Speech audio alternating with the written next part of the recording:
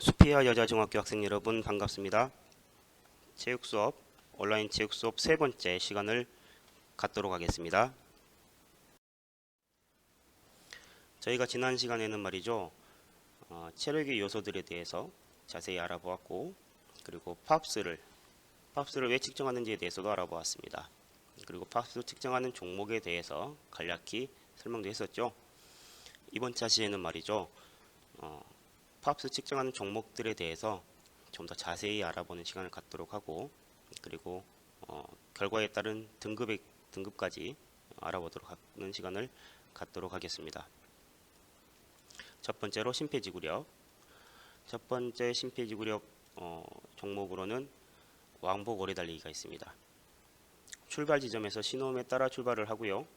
그리고 맞은편 20m 지점에 도착을 한 후에 다음 신호를 기다리고 또다시 신호음이 울리면 다시 처음 2초 달린답니다. 지금 이 구간을 20m라고 설정을 할게요. 그러면 이쪽 부분에서 출발을 대기를 하고 있습니다. 여기 똥 신호가 울리면 반대편으로 달려가겠죠. 그러면 여기 도착을 해서 기다리고 있다가 휴식을 취하고 있다가 또다시 신호음이 울리면 반대편으로 달려가면 되겠습니다. 이 2단계까지는 첫 번째 2단계까지는 9초의 신호음 텀이 있는데, 그런데 2단계 이후로는 시간초가 신호음 텀이 조금씩 줄어든다는 거 알아두시기 바랍니다. 그리고 이동 중 신호음이 들리면 신속히 출발 지점으로 돌아와서 다음 신호를 기다리고, 이게 두 번이 반복이 되면 측정을 종료한다. 신호음이 울려서 달려가고 있습니다. 다른 학생들은 다 도착점이 맞는데 아직 이 친구는 달려가고 있어요. 그러면은 신호음이 이때 울렸다. 그러면 다시 출발 지점으로 돌아가고요. 이게 두 번이 반복이 되면 이 친구는 더 이상 측정을 할 수 없게 되는 거죠. 그리고 이 학생이 몇 번 반복을 했는지, 왕복 반복을 했는지에 대해서 기록을 하고 그 등급이 나오겠죠. 두 번째, 오래 달리기 걷기. 출발 지점에서 신호를 기다리며 대기하다가 신호음에 따라서 말 그대로 오래 달리거나 걷기를 하면 됩니다. 남학생 같은 경우에는 그 길이가 1600m, 여학생 같은 경우에는 1200m. 자, 운동량이 있으면 저희 학교는 운동량을 200m로 한 바퀴가 200m로 설정을 하고 달립니다. 그러면 총 6바퀴를 뛰어야 되겠죠. 말 그대로 오래 달리기 걷기이기 때문에 자신의 페이스에 맞게 달리고요. 힘이 들다 그럴 경우에는 걸어도 됩니다. 걷기이기 때문에 걸어도 되죠. 그 다음에 이왕이면 걸을 때 빠른 걸음으로 걸으면 좋겠죠. 다시 호흡이 돌아오면 달려가고, 이런 식으로 반복을 해서 달리면 되겠습니다. 이 심폐지구력 측정을 하기 전에는 준비 운동을 아주 충분히 해줘야 됩니다. 모든 운동이 그렇듯이 준비 운동이 아주 중요하죠. 하지만 이 심폐지구력 측정 같은 경우에는 활동량이 훨씬 더 많기 때문에 더 많은 준비 운동, 스트레칭 꼭 해줘야 된다는 거 알아두시기 바랍니다. 다음 세 번째, 스텝 검사입니다. 스텝 검사는 심박수 측정기를 가슴 바로 아래 부의 피부에 바짝 붙이는데 이 정도 되겠죠. 그리고 손목에 소신기를 착용을 하고요. 분당 24회 리듬으로 1분에 24회 리듬으로 3분 동안 스텝박스를 올랐다가 내려왔다가 반복을 하면 되겠습니다. 이 스텝박스 높이 같은 경우에는 45.7cm. 자, 측정하는 방식은 활동을 한 다음에 안정 시의 회복률을 계산을 하여서 심폐지구력을 측정하는 종목이 되겠습니다. 등급을 볼게요. 왕복 오래 달리기 같은 경우 지금 이 표가 여자죠. 여자는 35회, 40회, 45회. 지금 여기 학년이 나와 있습니다. 학년 보고 성별 보고 등급표를 보면 되겠습니다. 다음 오래 달리기 걷기는 379초 계산 한번 해볼까요? 379초면 잠시만요. 60초로 나눠야겠죠? 약 6분 31초가 나올 정도 나오네요.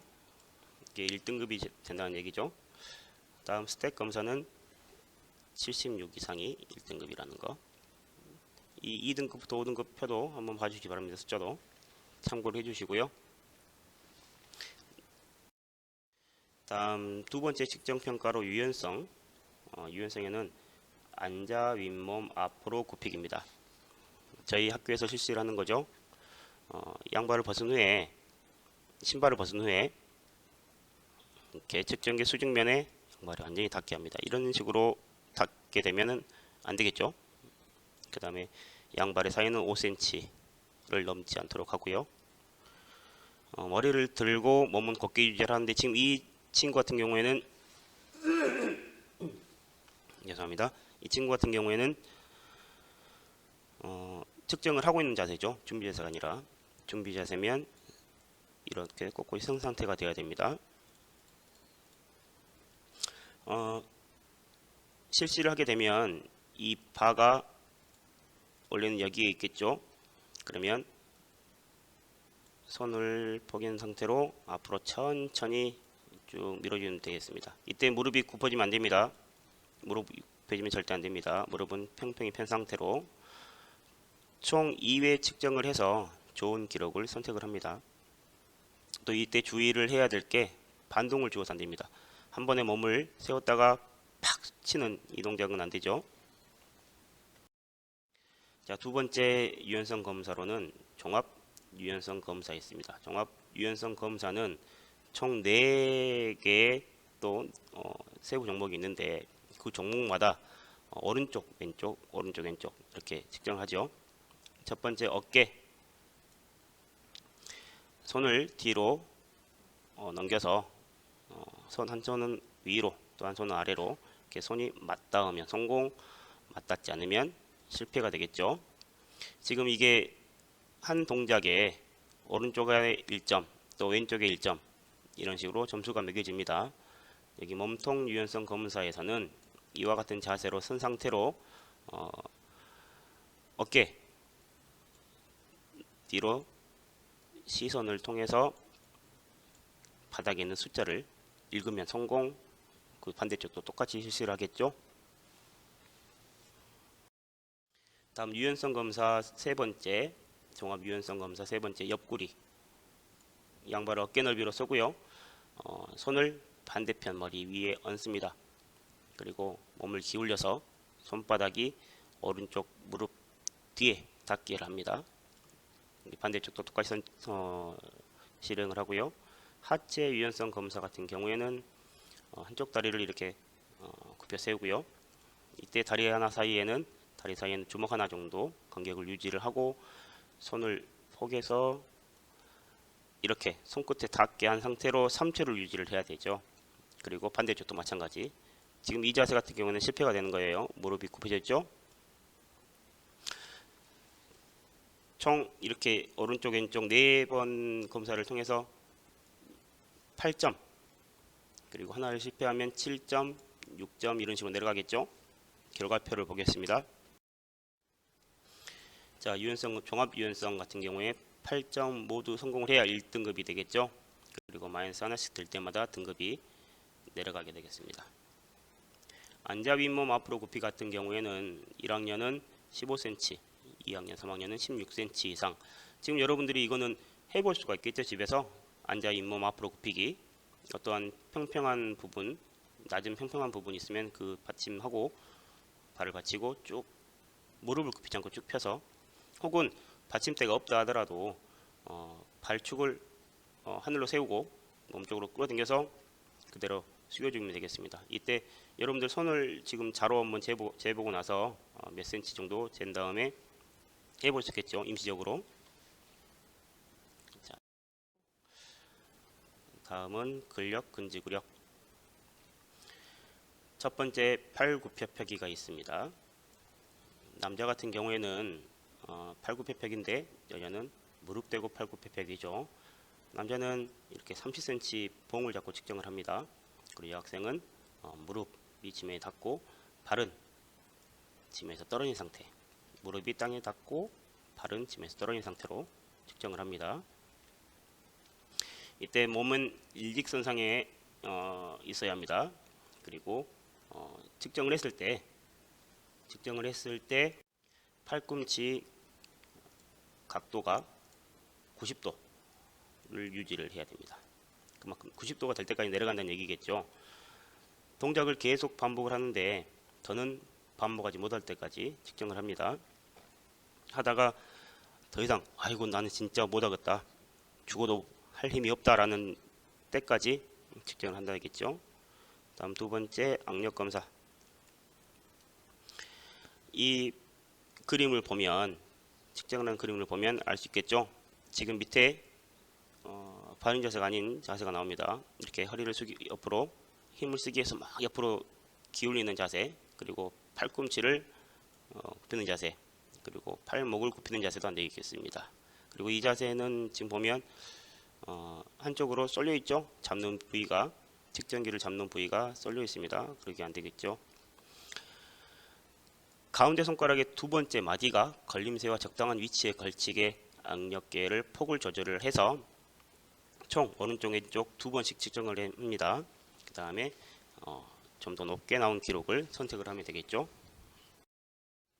근력 근지 그룹 세 번째 평가로 윗몸 말아 올리기입니다. 이 역시 더는 반복하지 못할 때까지 측정을 합니다. 자, 준비 자세죠. 보면 편하게 누운 상태로 손바닥을 넓적다리 위에 올려놓습니다. 대퇴 사두근 올려놓는 거죠. 그리고 3초에 한 번씩 신호음에 맞춰서 이 손이 무릎을 타고 넘어오겠죠. 그러면 측정자의 손에 맞닿습니다. 이렇게 올라오겠죠. 맞닿은 순간 바로 다시 준비 자세로 돌아가고요. 이렇게 반복을 하는데 역시 더 이상 나는 죽어도 못하겠다, 너무 힘들다 라고 할 때까지 측정을 하면 됩니다. 결과표를 볼게요. 결과표를 보니 무릎 대고 팔굽혀 펴기는 1학년 45, 2, 3학년 40, 윗몸 말아 올리기는 1, 2학년 58, 중3은 52, 악력 같은 경우에는 1, 2, 3학년이 동일하게 36 이상 수치가 나와야 1등급이 된다라는 거 알아두시기 바랍니다. 다음 순발력입니다. 순발력 첫 번째 50m 달리기, 스탠딩 스타트로 자세로 준비를 했다가 달립니다. 스탠딩 스타트라는 방식은 지금 여기가 출발선이면 준비를 하고 있겠죠. 이렇게 서서 준비를 하는 게 스탠딩 스타트 자세가 되겠습니다. 그리고 기록에 영향을 주는 스파이크, 스타팅 블럭을 사용하지 못한다고 하는데, 스파이크는 육상을 할 때 신는 신발입니다. 이때 스파이크 와인은 밑에 이렇게 바늘처럼 생긴 뽕이 있습니다. 이 바늘은 6cm, 9cm, 12cm 다양한데 운동하는 종목에 따라 신발이 다르겠죠. 이 바늘을 이용해서 앞으로 나가는 추진력을 얻을 수 있겠죠. 달리면서. 그리고 스타팅 블럭이라고 하는 것은 스탠딩 스타트가 아닌 크라우칭 스타트라는 앉아서 이렇게 육상 대회 때 100m, 200m 달리기 할 때 보신 적 있을 거예요. 이렇게 스타팅 블럭이 있습니다. 이 블럭 발판 위에 발이 올라오겠죠. 그리고 앞으로는 손이 바닥을 대고 있고요. 엎드린 자세가 되겠습니다. 완전히 누운 자세가 아닌, 여기 똥하면 이 발을 스타팅 블럭을 이용해서 앞으로 치고 나가는 이런 도움이 되기는 스타트를 빨리 해주는 스타팅 블럭입니다. 이 두 가지를 사용할 수 없다라는 거죠. 기록을 재서 등급이 나오겠죠. 그리고 두 번째, 제자리 멀리뛰기. 구름판이 설치된 모래터 위에서 올라가서 실시를 하는데, 모래터에서 하는 이유는 뭘까요? 첫 번째로 모래터에서 하는 이유는 여러분들이 착지를 했을 때 딱딱한 바닥에서 했을 경우에는 여러분들이 이게 발목, 무릎, 허리 이런 쪽에 부상 위험이 올 수 있는데, 부상 방지를 위해서 하는 것도 있고요. 그리고 모래터에서 했을 경우에 착지를 하면 그 부위가 측정을 하기 쉽게, 수치를 쉽게 할 수 있게끔 모래가 파이겠죠. 그러면은 이 파인 부분에 따라서 수치를 정확하게 낼 수 있다라는 거. 도약하는 순간에는 양발 또는 한쪽 발이 출발선을 넘어서는 안 됩니다. 그리고 두 발 모아서 모든 발로 뛰어야 되고요. 공중 자세는 자유롭게 하라고 되어 있는데, 보면은 점프를 했을 때 공중 자세는 손과 발을 뒤로 젖힌 상태, 그리고 착지 직전에는 손과 발을 최대한 앞으로 끌어당긴다는 느낌. 착지를 했을 때는 몸의 중심이 뒤로 가면 안 되겠죠. 앞으로 가거나 아니면 옆으로, 기록에 방해되지 않게. 만약에 중심이 뒤로 가가지고 엉덩방아를 찧었습니다. 그러면 여기로 측정이 되겠죠. 착지는 여기 했지만 엉덩방아를 찍었기 때문에. 혹은 엉덩방아를 찍고 뒤로 누워버렸어요. 이렇게 대자로 누워버렸습니다. 그러면 여기로 측정이 되겠죠. 약 30cm 나오겠죠. 두 번 측정을 하고요. 더 좋은 기록을 선택을 하게 됩니다. 순발력 같은 경우에 50m 달리기는 8.8초 이하여야 1등급이 됩니다. 그리고 제자리 멀리뛰기 175.1 이상이 1등급이죠. 1학년은. 그리고 2, 3학년은 183.1이 1등급이 되겠습니다. 자, 마지막 장입니다. 체지방을 측정하는 거죠. 보통 인바디라는 기계를 통해서 합니다. 금속 부착물을 떼야겠죠. 여러분들을 시계나 귀금속, 목걸이나 반지, 귀걸이 빼야 됩니다. 그럼 왼발로 생체 전기 저항 측정기 위에 오릅니다. 그리고 양쪽 전극을 잡고 2분 정도 자세를 취해주고요. 보통 검사 4시간 전에는 음식물이나 수분 섭취를 금지를 하고 있습니다. 그리고 12시간 전에는 운동도 금지를 하고요. 검사 7일 전부터 이뇨제 복용을 금지하고, 검사 30분 전에 소변을 보고, 특히 여학생 같은 경우에 체내 수분을 측정하는 월경 기간에는 검사를 하지 않는다라고 합니다. 복잡하죠? 하지만 이 계산법만 안다면 여러분들이 쉽게 체지방 지수를 파악할 수 있습니다. 이 체중을 신장의 제곱으로 나누면 여러분들 체지방 지수를 알 수가 있습니다. BMI 계산법이죠. 이번 과제로 여러분들 체중과 키를 이용해서 BMI를 계산을 해서 여러분들 체지방 지수를 내세요 라고 하면 체중이나 키가 공개가 돼버리겠죠. 그렇기 때문에 그 과제 대신 선생님이 설정을 해놨습니다.